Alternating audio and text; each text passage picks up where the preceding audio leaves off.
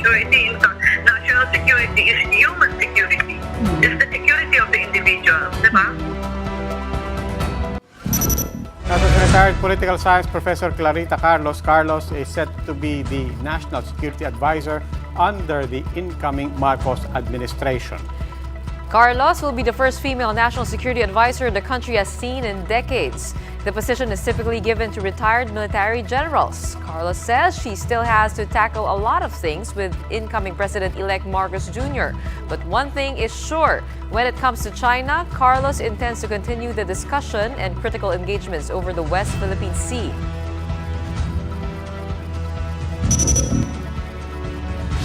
Time for today's biggest headlines. I'm Gretchen Ho. I'm Robbie Alampa. You're watching The Big Story. After decades of military personnel holding the post, the National Security Advisor position will now go to a retired professor. Offering a different perspective, Professor Clarita Carlos vows to address the root causes of insurgency, as well as other aspects of human security. Marlene Alcaide gives us a front seat to the big story. Retired UP political science professor Clarita Carlos is the next national security advisor under the Marcos administration. The post is usually given to military personnel as it covers counterterrorism, maritime security, and counterinsurgency, among others. Carlos will be the Philippines' first female national security advisor in decades. Gender does not matter, and we will prove it to them. Carlos said she plans to give the post a civilian perspective and tackle other areas of concern when it comes to human security. This includes concern on the economic front and the Filipinos' quality of life. Bakit hindi military ang nilagay doon, ano? Hindi lang naman ang military yung national security. In fact, national security is human security. As NSA, Carlos will also be part of the Anti-Terrorism Council, where she will sit as vice chairperson. Last year, National Security Advisor Hermogenes Esperon tagged individuals and groups as terrorists. But Carlos said this will not be her priority. Instead, she will focus on addressing the root cause of insurgency, such as injustice and lack of opportunities. There are lazy ways of identifying people, and we don't like to do that. No? Let's just continue with what we're doing in addressing the roots of insurgency, and I don't know that red tagging helps. No? It doesn't help. Kabataan Party List, which had experienced red tagging, welcomed Carlos's statement. However, they will still keep an eye on Carlos once she formally takes the position. Paano niya maipapatupad under her watch as National Security Advisor yung kanyang mga sinabi? Paano ba ma-hold accountable yung mga public officials na under the current admin ay wala talagang limit sa kanilang pag-red tag? On issues regarding the West Philippine Sea, Carlos said that the marching order is to continue discussions and critical engagements with China. But so far, she and President-elect Bongbong Marcos have yet to zero in on the details. For News 5, Marlene Alcaide, we are One News. With humanitarian security her top concern, how does she plan to work with other agencies to achieve her goals? That big question and more with incoming National Security Advisor Professor Clarita Carlos. Good evening, Professor Carlos. Welcome to The Big Story. Hi, good evening, Robbie. Good evening po. As we said, usually National Security Advisor, people automatically think retired military generals and so on. What does the civilian perspective fundamentally bring to this position? You know, Robbie, 22 years ago, this issue was raised when I became the president of the National Defense College, when all others before me were men and military, and I was civilian, and I was a woman. I don't know why we people pay attention to not important things like that. Gender doesn't matter at all, you know?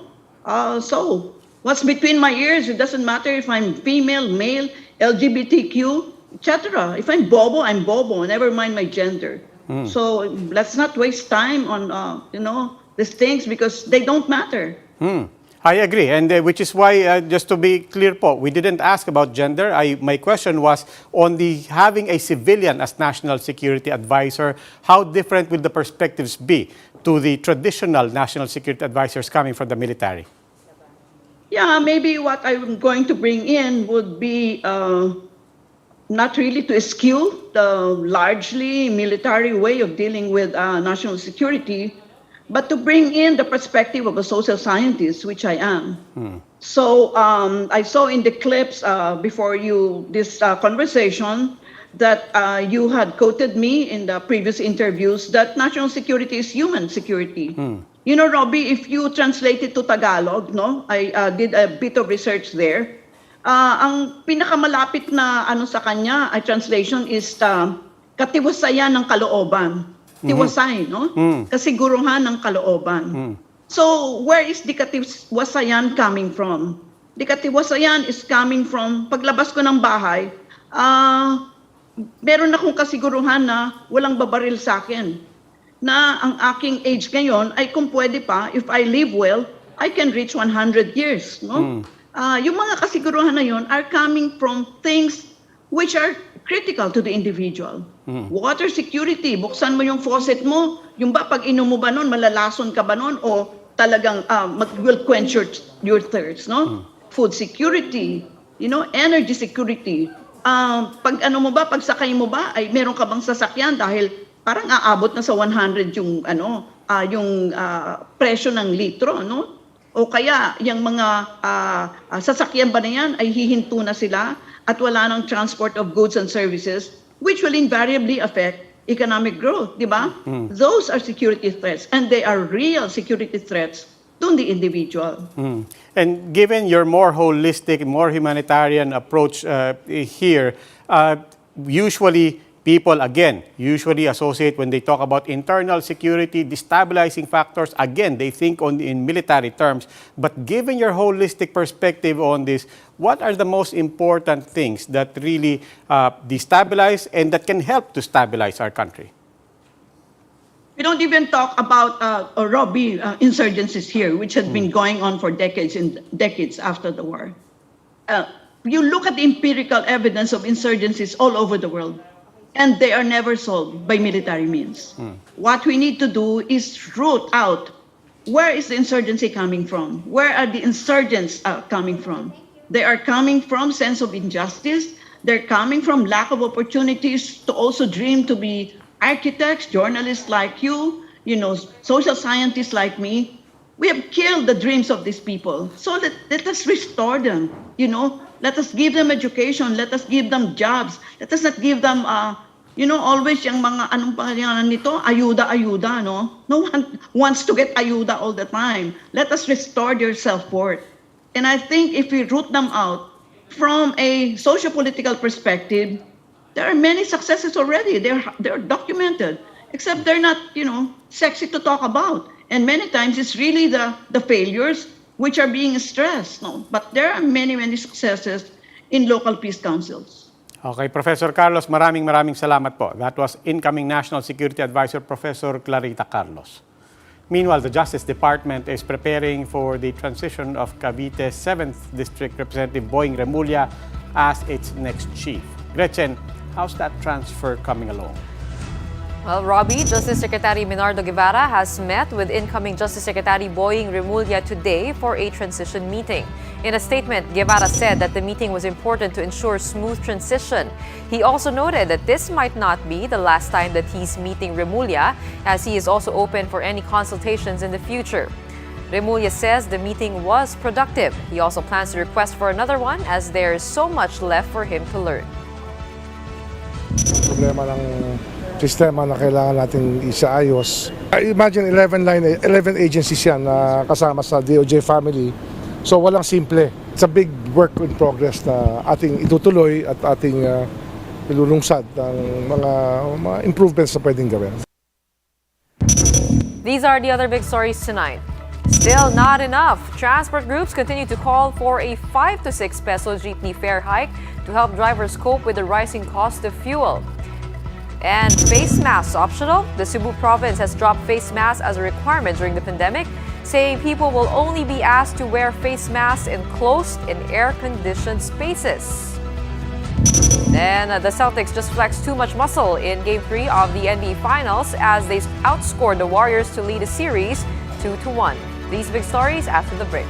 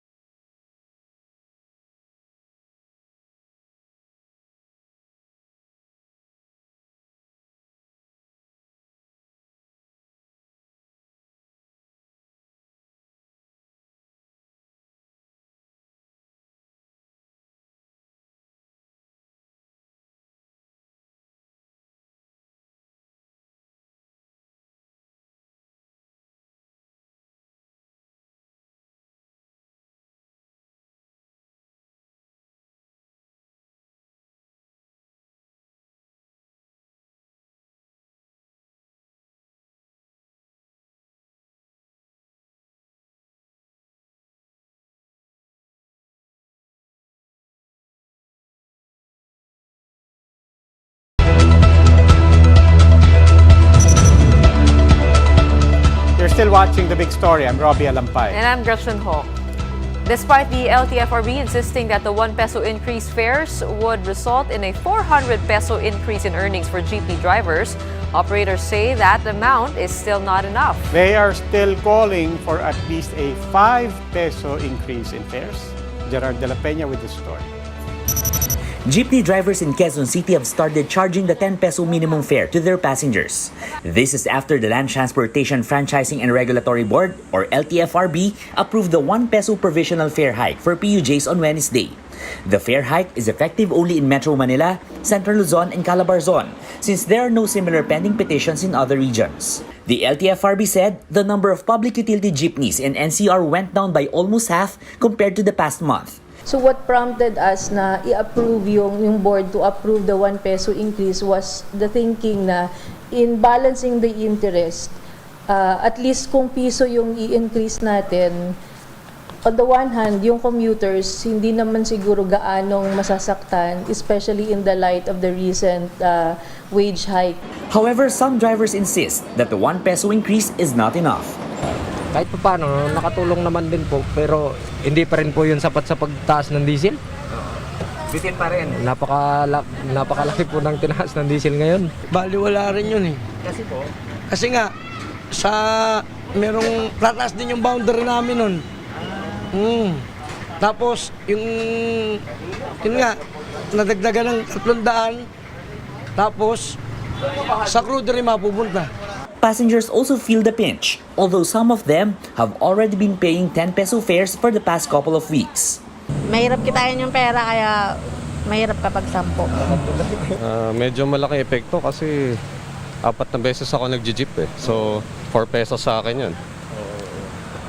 Pero nakatulong naman sa kanila eh. Transport groups requested the 1 peso fare hike, while they are still waiting for their petition for a 5 to 6 peso fare increase to be approved. The LTFRB said that they will deliberate on the matter on June 28. For News 5, Gerard de la Peña, We Are One News. With basic needs getting more and more expensive, how does one tighten his belt? An expert gives us tips on how to save money, whether it be for gas or food.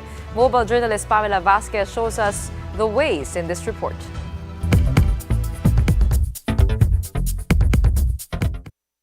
From basic goods to fuel, prices of daily essentials have been making a dent in everyone's wallet these days.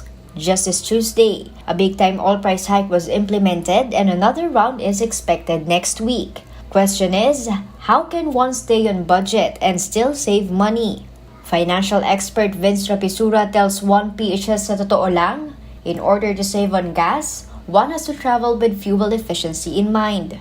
Planuhin talaga natin kung saan tayo pupunta, ano yung mga trip na gagawin natin. Kung pwedeng magsabay-sabay na lang tayong lumabas ng bahay, hindi na magkanya-kanya. Aside from carpooling, he also encouraged taking public transportation. Rapisura added that motorists should consider filling up their tank at gas stations away from main thoroughfares. Tumingin tayo dun sa mga out of the highway kasi usually mas mahal ang overhead ng mga gasolinahan sa mga main thoroughfares. He also advised the public to take advantage of promos, such as cashbacks or rebates offered through credit cards. Meanwhile, for grocery shopping, Rapisura added that one must carefully plan ahead to cut costs and avoid unnecessary expenses. I-avoid natin yung impulse buying. Kasi kapag tayo ay gutom o kaya pagod, tapos doon tayo mag-grocery, mas mayroon tayong propensity to spend na hindi na natin pag-iisipan. Sa supermarket, meron kasi yung usually na sale portion. Pwede mong tignan doon. And with everything now available online, Rapisura said that it's also important to consider whether it's worth it to shop yourself or order off the internet instead, as delivery platforms also offer affordable fees. Mobile journalist Pamela Vasquez, We Are One News. Meanwhile, incoming Agrarian Reform Secretary Conrado Estrella III says the plan to drop the price of rice to 20 pesos per kilo appears unrealistic, a contrast from the optimism of outgoing DAR Secretary Bernie Cruz. He says that considering the soaring price of oil, it would be more feasible to bring down the cost of rice to maybe around 27 to 28 pesos per kilo, He says this is achievable in a year's time as long as farmers are given the right seeds and technology. Farmers are calling for a 5,000 peso fertilizer subsidy to offset the rise in costs.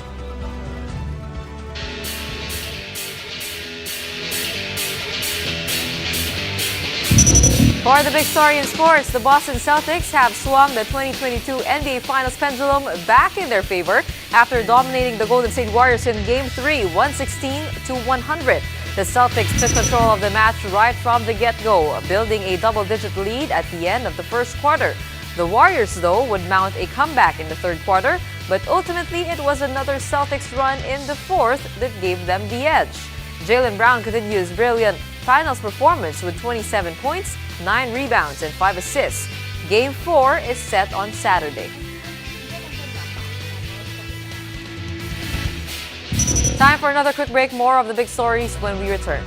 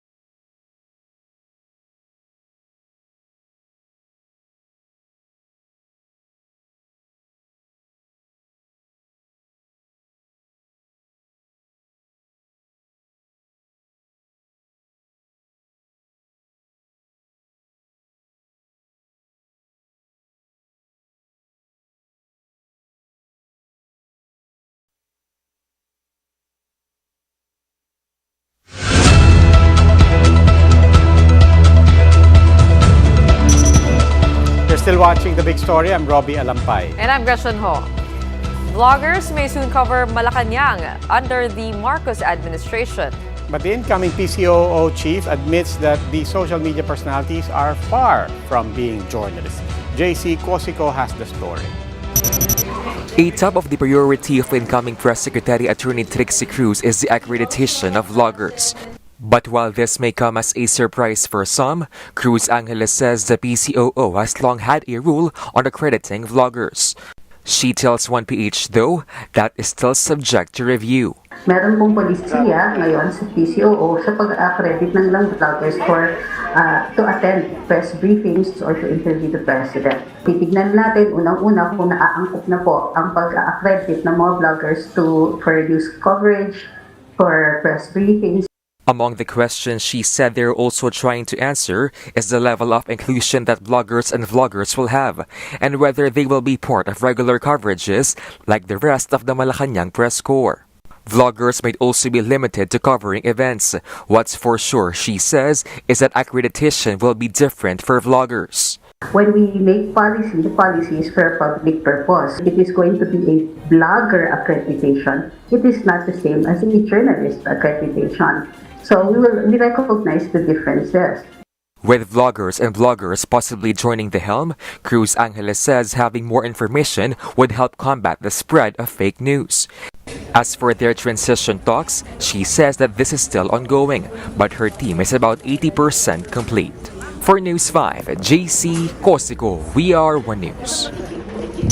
Cebu province has made wearing masks optional when outdoors, but it comes with some conditions. Cebu Governor Gwendolyn Garcia has issued a new order on the mandatory use of face masks in Cebu on Thursday. Wearing face masks is now optional and no longer a requirement in well-ventilated and open spaces in the province. For closed and air-conditioned settings, however, Cebuanos still have to keep their masks on, as well as those showing symptoms of COVID-19. The Department of Health, however, reiterates the need to observe minimum health standards, saying current IATF protocols only allow masks to be taken off when eating or while doing well-ventilated sports and activities. A coffee shop in Cubao is a buzz as it not only serves beverages but also provides livelihood for the families of the victims of extrajudicial killings. Silingan Coffee Shop educates visitors about the atrocities of the war on drugs. Mobile journalist Jacob Lazaro gives us a front seat to this story. Hidden in a cozy corner of Cubao Expo in Quezon City is a unique coffee shop to calm your nerves while serving as home for many tragic stories. Silingan Coffee Shop is completely run by families of the victims of the war on drugs for the last 6 years. Grace Garganta's father, Marcelo, and brother, Joseph, were killed just hours apart on July 22, 2016, during a police operation in Navotas City. Grace wanted to be a chef when she was in college, but that was put on hold after she became the breadwinner of the family. Pinapalakas ko na lang din yung sarili ko, tsaka mga kapatid ko. Pero yung mga pangangailangan nila na hindi ko na kaya. Kaya kahit mga bata pa sila, nagtatrabaho na sila, ng mga batilyo, nag-aatak na sila ng banyera, 50 kilos sa fishport. Sharon Angeles, the head barista of Silingan, said the main goal was to give jobs to the families of the victims. Silingan, meaning neighbor in Cebuano, employs a total of 6 families. Silingan first opened last year, a project by Brother June Santiago of Redemptorist Church and human rights group Resback. Though Sharon admits, business has been rough. Nahiya talaga kami pag wala kaming benta. Alam ba, nasa 300 lang ang namin, sales. Nahiya ako send yun. Sabi ko, bukas na lang, baka may tao, dumami-dami. They also aim to educate people about the consequences of extrajudicial killings. According to the official figures, more than 6,000 were killed during the war on drugs. But human rights group says the number is much higher. With the loss of their loved ones, Grace and Sharon's lives will always be a cup half empty. But it's in that emptiness where they chose to keep the memories of their fathers, brothers, and husbands alive.